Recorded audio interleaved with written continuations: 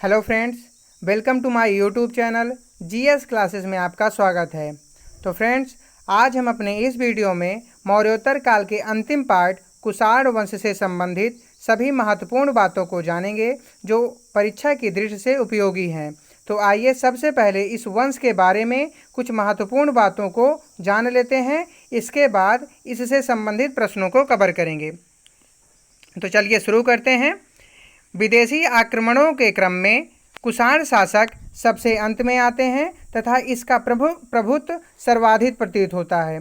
कुषाण वंश का संस्थापक कुजुल कडफिसेस का ही एक वंशज कनिष्क था, जो इस साम्राज्य पर सत्तारूढ़ हुआ, जिसकी गणना एशिया के महानतम शासकों में की जाती है, क्योंकि इसका साम्राज्य पाकिस्तान, अफगानिस्तान से लेकर चीन तक फैला हुआ था। इस साम्राज्य की मुख्य राजधानी पेशावर अर्थात पुरुषपुर थी। उसकी विजय यात्राओं तथा बौद्ध धर्म की प्रति आस्था से रेशम मार्ग के विकास को प्रोत्साहित किया तथा उस रास्ते गांधार से काराकोलम पर्वतमाला पर के पार होते हुए चीन तक महायान बौद्ध धर्म के विकास में विशेष भूमिका निभाई। इससे यह पता चलता है कि कनिष्क बौद्ध धर्म के महायान शाखा का अनुयायी था। कनिष्क ने राजगद्दी 78 ईसा पूर्व में प्राप्त की एवं तभी से शक संवत की आरंभ की तिथि मानी जाती है। तभी से शक संवत की आरंभ की तिथि मानी जाती है। शक संवत को भारत सरकार द्वारा कैलेंडर के रूप में प्रयोग किया जाता है। तो चलिए देखते हैं आज का फर्स्ट क्वेश्चन। हमारा आज का फर्स्ट क्वेश्चन है, कुषाण वंश का संस्थापक कौन था? कुषाण वंश का संस्थापक कौन था? तो कुषाण वंश का संस्थापक कुजुल कडफिसेस थे। कौन? कुजुल कडफिसेस थे। कुजुल कडफिसेस के द्वारा तांबे के सिक्के चलवाए जाते हैं जो यूनानी एवं खरोष्टी लिपि में प्राप्त हैं। कुजुल कडफिसेस के द्वारा तांबे के सिक्के चलाए जाते हैं जो यूनानी एवं खरोष्टी लिपि में से प्राप्त हैं। हम चलते हैं आज के सेकेंड क्वेश्चन पे। हमारा सेकेंड क्वेश्चन है, कुजुल कडफिसेस किस धर्म को मानता था? कुजुल कडफिसेस किस धर्म को मानता था? तो यह बौद्ध धर्म को मानता था। किसको? बौद्ध धर्म को। अर्थात कुजुल कडफिसेस बौद्ध धर्म को मानता था। हमारा आज का थर्ड क्वेश्चन है, कुषाण वंश का वास्तविक संस्थापक कौन था? कुषाण वंश का वास्तविक संस्थापक कौन था? तो बिम कडफिसेस थे। कौन? बिम कडफिसेस, यानी कि कुषाण वंश का वास्तविक संस्थापक बिम कडफिसेस थे। फ्रेंड्स, इसमें कंफ्यूज मत होइएगा कि कुषाण वंश के संस्थापक कौन है अथवा कुषाण वंश के वास्तविक संस्थापक कौन है। संस्थापक के रूप में कुजुल कडफिसेस एवं वास्तविक संस्थापक के रूप में बिम कडफिसेस को माना जाता है। बिम कडफिसेस ने सोने व तांबे के सिक्के चलाए थे। तो हम चलते हैं आज के नेक्स्ट क्वेश्चन पे। हमारा नेक्स्ट क्वेश्चन है, किसके सिक्के पर शिव नंदी बैल और त्रिशूल की आकृति मिलती थी? किसके सिक्के पर शिव नंदी बैल और त्रिशूल की आकृति मिलती थी? तो यह किसके मिलती थी? बिम कडफिसेस के। किसके? बिम कडफिसेस के। बिम कडफिसेस के सिक्कों में शिव नंदी बैल और त्रिशूल की आकृति मिलती है, जिससे यह पता चलता है कि यह शैव धर्म को मानने वाला था। हम चलते हैं आज के नेक्स्ट क्वेश्चन पे। हमारा नेक्स्ट क्वेश्चन है, किस वंश के शासकों द्वारा सर्वप्रथम शुद्ध सोने के सिक्के चलाए जाते हैं? किस वंश के शासकों द्वारा सर्वप्रथम शुद्ध सोने के सिक्के चलाए जाते हैं? तो यह कुषाण वंश। किसके? कुषाण वंश, यानी कि कुषाण वंश के शासकों द्वारा सर्वप्रथम शुद्ध सोने के सिक्के चलवाए जाते हैं। सबसे पहले सोने के सिक्के हिंद यवन शासकों द्वारा चलाए गए थे, लेकिन सबसे पहले शुद्ध एवं नियमित सोने के सिक्के कुषाण काल से प्राप्त होता है। हम चलते हैं आज के अगले प्रश्न पर। हमारा अगला प्रश्न है, कुषाण वंश का सर्वाधिक प्रतापी शासक था। कुषाण वंश का सर्वाधिक प्रतापी शासक कौन था? तो वह कनिष्क थे। कौन? कनिष्क। अर्थात कुषाण वंश का सर्वाधिक प्रतापी शासक कनिष्क था। चलते हैं आज के अगले प्रश्न पर। हमारा अगला प्रश्न है, कनिष्क का शासनकाल कब से कब तक माना जाता है? कनिष्क का शासनकाल कब से कब तक माना जाता है? तो यह 78 से 102 ईस्वी तक। कब तक? 78 से 102 ईस्वी तक। कनिष्क का शासनकाल 78 ईस्वी से 102 ईस्वी तक रहता है। हम चलते हैं आज के नेक्स्ट क्वेश्चन पे। हमारा नेक्स्ट क्वेश्चन है, चौथी बौद्ध संगीत किसके शासनकाल में आयोजित की गई थी? चौथी बौद्ध संगीत किसके शासनकाल में आयोजित की गई थी? तो यह कनिष्क के शासनकाल में। किसके?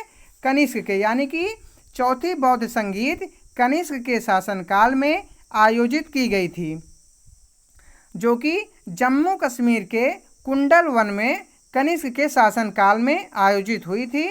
चौथी बौद्ध संगीत में ही बौद्ध धर्म दो संप्रदायों में विभाजित हो गया था।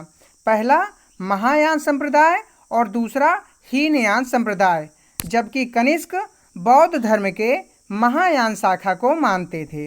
हम चलते हैं आज के नेक्स्ट क्वेश्चन पे। हमारा नेक्स्ट क्वेश्चन है, कुषाणों ने अपनी पहली राजधानी कहाँ स्थापित की थी?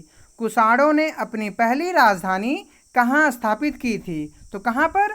फिरोजपुर अर्थात पेशावर में। कहाँ पे? फिरोजपुर अर्थात पेशावर में। कुषाणों ने अपनी पहली राजधानी फिरोजपुर अर्थात पेशावर में स्थापित की थी। हम चलते हैं आज के नेक्स्ट क्वेश्चन पे। हमारा नेक्स्ट क्वेश्चन है, कुषाण शासक कनिष्क ने अपनी दूसरी राजधानी कहाँ पर स्थापित की थी? कुषाण शासक कनिष्क ने अपनी दूसरी राजधानी कहाँ पर स्थापित की थी? तो वह मथुरा में। कहाँ पर? मथुरा में। अर्थात कुषाण शासक कनिष्क ने अपनी दूसरी राजधानी मथुरा में स्थापित की थी। हम चलते हैं आज के अगले प्रश्न पर। हमारा अगला प्रश्न है, किसके द्वारा चीनी शासक पांचाऊ को पराजित किया गया था? किसके द्वारा चीनी शासक पांचाऊ को पराजित किया गया था? तो यह किसके द्वारा? कनिष्क के द्वारा। किसके द्वारा?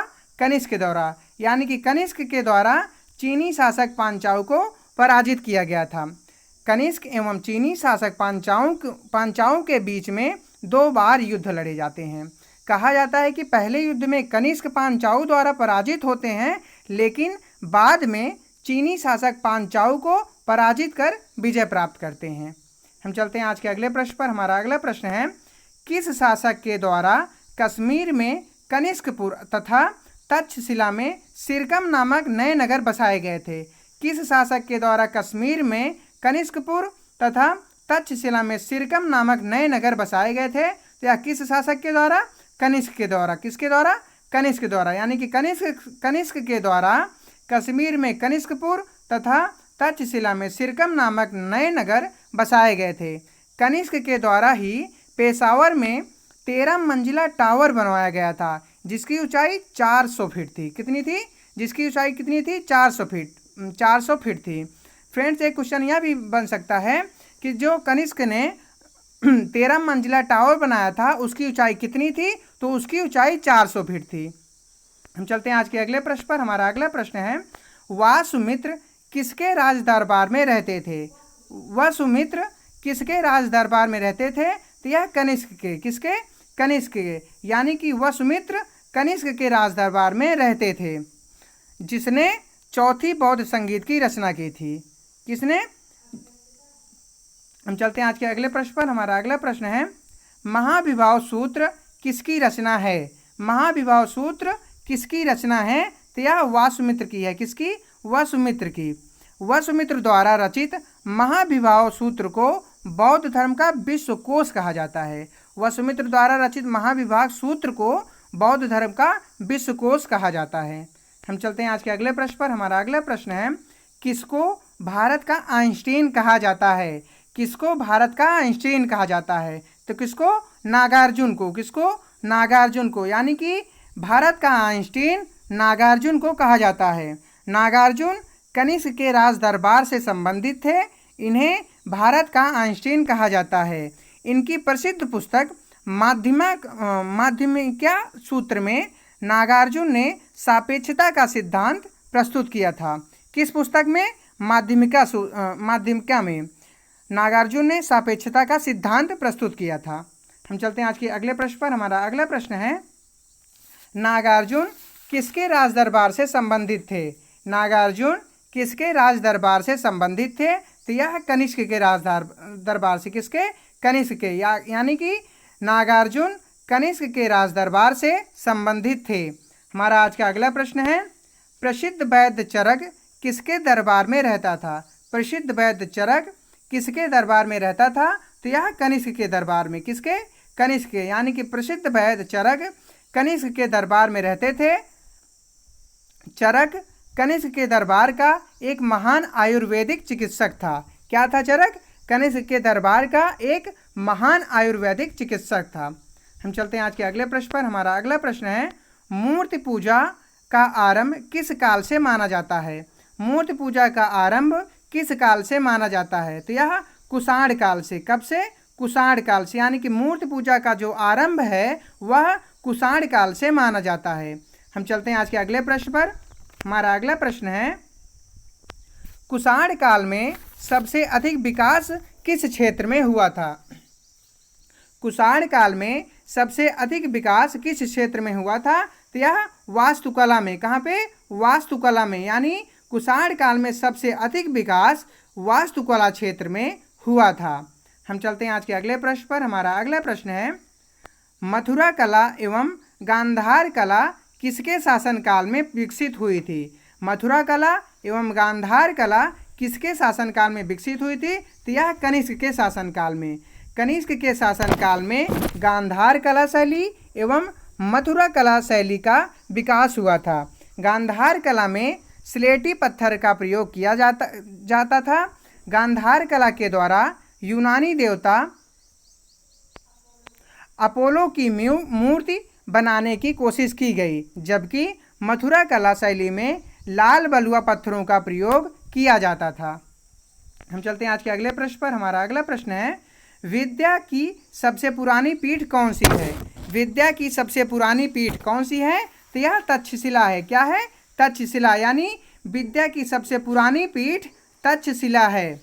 हम चलते हैं आज के अगले प्रश्न पर। हमारा अगला प्रश्न है, किस संग्रहालय में कुषाण की मूर्तियों का संग्रह अधिक मात्रा में है? किस संग्रहालय में कुषाण की मूर्तियों का संग्रह अधिक मात्रा में है? तो यह मथुरा संग्रहालय में है। कहाँ पे? मथुरा संग्रहालय में, यानी मथुरा संग्रहालय में कुषाण की मूर्तियों का संग्रह सबसे अधिक मात्रा में है। हम चलते हैं आज के अगले प्रश्न पर। हमारा अगला प्रश्न है, कुषाणों का संबंध माना जाता है। कुषाणों का संबंध माना जाता है तो यह किससे माना जाता है? यूची कबीले से। किससे? यूची कबीले से। यूची कबीले चीन के एक संप्रदाय हैं। यूची कबीले किसके संप्रदाय हैं? तो यह चीन के एक संप्रदाय हैं। हम चलते हैं आज के अगले प्रश्न पर। हमारा अगला प्रश्न है, सर्वप्रथम बुद्ध की मूर्तियों का निर्माण किस शैली में हुआ था? सर्वप्रथम बुद्ध की मूर्तियों का निर्माण किस शैली में हुआ था? तो यह मथुरा शैली में हुआ था। किसमें? मथुरा शैली में।